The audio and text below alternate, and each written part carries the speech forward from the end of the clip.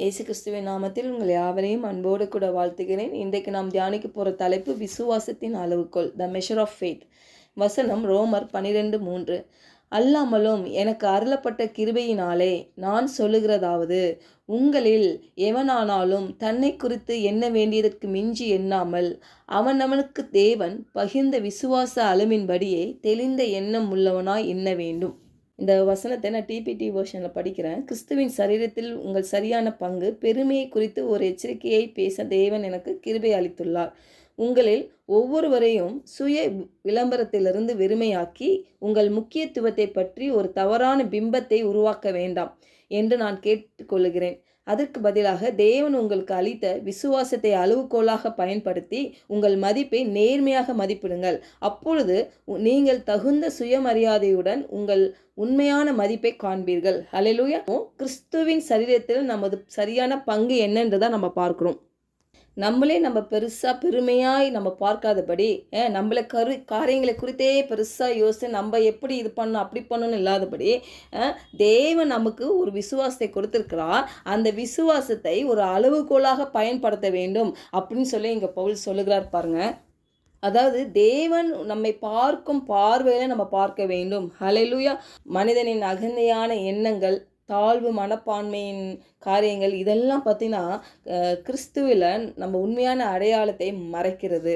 அப்போ தேவன் நமக்கு கொடுத்த விசுவாசத்தின் அளவு என்பது தேவன் நமக்கு ஒரு பரிசாக கொடுக்கிறார். 2 கொரிந்தியர் 4:13 நம்ம பார்க்கணும்ல, விசுவாசித்தேன் ஆகையால் பேசினேன் என்று எழுதிக்கிறபடி நாங்களும் அந்த விசுவாசத்தின் ஆவியை உடையவர்களாக இருந்து விசுவாசிக்கிறபடியால் பேசுகிறோம். அப்போ விசுவாசிக்கிறது கூட நம்ம சுய சிந்தனையாக கிடையாது, நம்ம சுய பெருமைக்கு அங்கே ஒன்றுமே இல்லை. அதுவுமே ஒரு விசுவாசன்றது ஒரு கிஃப்ட், ஒரு ஆவியானவர் நமக்கு கொடுக்குற ஒரு ஆவி, அது விசுவாசத்தின் ஆவி. அப்போ அதை வைத்து நம்ம அந்த விசுவாசத்தை எப்படி நம்ம அளவுகோலாக பயன்படுத்துகிறது தான் இந்த வசனத்தை நம்ம பார்க்குறோம். பாருங்க, தேவன் ஒவ்வொருக்கும் 10 மில்லிகிராம் 20 மில்லிகிராம் சொல்லி கொடுக்கறது இல்லை, விசுவாசத்தை இல்லை அளந்து கொடுக்கறது இல்லை. இது என்ன சொல்றாங்கன்னா, தேவன் நமக்கு ஒரே அளவிலான ஒரு விசுவாசத்தை அவர் கொடுத்துட்டாரு. அது ஒரு விதையை போல நமக்கு கிடைத்திருக்கிறது. ஹல்லேலூயா. ஒரு விதை எப்படி அதோட தன்மையை வெளிப்படுத்துகிறது இல்லை, அதுக்கு ஏற்ற ஊட்டச்சத்து, அதுக்கு நல்லா நீர், இதெல்லாம் கிடைக்கும் பொழுது ஒரு வெளிச்சம், இதை மாதிரிலாம் கிடைக்கிறப்போ அது எப்படி தன்னை வெளிப்படுத்துகிறது பாருங்கள். அதுபோல் நம்மளுக்கு ஒரு விசுவாசத்தின் ஆவி நம்மளுக்கு கொடுத்துருக்கிறார். அந்த அளவை நம்ம எப்படி பயன்படுத்த வேண்டும் என்பதில் தான் இருக்குது. அப்போ விசுவாசத்தில் நடக்கிறவங்க அந்த விசுவாசத்தை வளர்த்து கொண்டு அதில் செயல்படுத்தி வாழ்பவர்களாக நாம் இருக்க வேண்டும். ஹல்லேலூயா.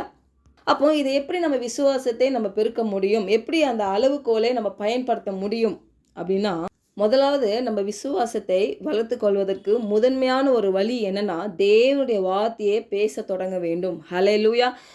தேவனுடைய வார்த்தையை பேச வேண்டும். முடிந்தால் நல்ல மனப்பாடம் பண்ணி அதை நம்ம அறிக்கையாக நம்ம இருதயத்தில் தேவனுடைய வார்த்தை இருக்கும் பொழுது நம்ம சூழ்நிலைக்கு ஏற்பாற் போல அந்த வார்த்தையை வெளிப்படும் பாருங்க.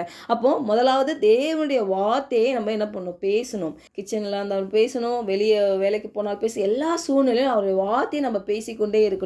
இரண்டாவது பார்த்தீங்கன்னா, தேவனுடைய வார்த்தையை தொடர்ந்து கேட்கணும். விசுவாசம் கேட்பதனால் வருகிறது இல்லை, எதை கேட்கணும், தேவனுடைய வார்த்தையை நம்ம கேட்க கேட்க விசுவாசம் வருகிறது. தேவனுடைய வார்த்தையை நம்ம கேட்கும் பொழுது விசுவாசம் வளர்கிறது. ஹல்லேலூயா. நல்ல விசுவாசமான வார்த்தைகளை கேட்க வேண்டும் இல்லை, சும்மா எல்லாம் நான் கேட்குறேன்லாம் இல்லை. எதை கேட்கும் பொழுது உங்கள் ஆவிக்குரிய மனிதனை பலப்படுத்துகிறதோ, உங்கள் ஆவிக்குரிய ஜீவியத்தை அதை மேம்படுத்துகிறதோ, அப்படிப்பட்ட ஒரு வார்த்தைகளை நீங்கள் கேட்க கேட்க கேட்க விசுவாசம் வளரும். ஹல்லேலூயா. மூன்றாவதாக நம்ம ஆவியில் பேசணும், அந்நிய பாஷை நிறைந்து பேசணும். பாருங்கள், யூதா 1:20 பார்க்குறோம், நீங்களோ பிரியமானவர்களே உங்கள் மகா பரிசுத்தமான விசுவாசத்தின் மேல் உங்களை உறுதிப்படுத்தி கொண்டு பரிசுத்த ஆவிக்குள் ஜெபம் பண்ணி. அப்போது மகா பரிசுத்தமான அந்த விசுவாசத்தின் மேல் நம்மை உறுதிப்படுத்தி கொள்ள வேண்டும் என்றால் பரிசுத்த ஆவியினால் நிரம்பி ஜெபிக்க வேண்டும். அதனால் பரிசுத்த ஆவினா இந்த ஆவியில் பேச வேண்டும். அந்நிய பாஷையில் பேசும் பொழுது உங்கள் விசுவாசத்தின் அளவு பெருகும். ஹல்லேலூயா. அப்போ இந்த மகா பரிசுத்தமான இந்த விசுவாசத்தில் நாமே வலுப்படுத்தி கொள்வோம். ஹல்லேலூயா. இதுதான் பாருங்கள், ஒரு மனுஷனுக்கு எப்படி ஒரு மூச்சு, ஒரு ஆக்சிஜன் தேவை போல் விசுவாசத்தை நம்ம வலுப்படுத்த வேண்டும். அதுதான் பாருங்க நம்மளுக்கு ஒரு நல்ல ஆற்றலை கொடுக்கிறது. ஹல்லேலூயா. கர்த்தருடைய திட்டங்களை நிறைவேற்றுவதற்கு இதுதான் ஒரு சிறந்த வழி. பாருங்க நம்மளுடைய விசுவாசம், தேவன் எல்லாருக்கும் ஒரே அளவு ஒரு விதையை போல தான் விசுவாசத்தின் ஆவியை கொடுத்திருக்கிறார். ஆனால் அதை எப்படி நம்ம பயன்படுத்துகிறோம், அதை எப்படி நம்ம பலப்படுத்துகிறோம், அதை எப்படி நம்ம பெருக செய்கிறோம் என்பது நம்மளுடைய கைகளில் தான் இருக்கிறது. நம்ம விசுவாசிக்கிறதா இருக்குது. தேவன் வார்த்தையை பேசுறதுல, தேவன் வார்த்தையை கேட்கறதுல, ஆவியில் நிறைந்து ஜெபிக்கிறதுல பாருங்க நாம் அந்த விசுவாசத்தை வளர்த்து கொண்டு அதை செயல்படுத்தி வாழ்வர்களாக இருக்க முடியும். ஹல்லேலூயா. ஜெபிக்கலாம். பரலோக தகப்பனே, இந்த காலை வேளையில் எங்களோடு நீர் இடைப்பட்டதுக்காக உமக்கு நன்றி செலுத்துகிறோம்.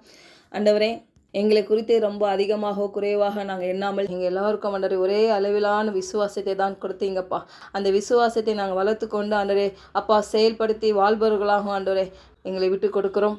அப்பா, உங்கள் வார்த்தை சொல்லுகிறது, கடுகு விதையளவு விசுவாசம் உங்களுக்கு உண்டாயிருந்தால் நீங்கள் இந்த காட்டுத்தி மரத்தை நோக்கி நீ வேரோடு புடுங்குண்டு கடலில் நடப்படுவாயாக என்று சொல், அது உங்களுக்கு கீழ்ப்படியும் என்று சொன்னீர் ஆண்டவரே.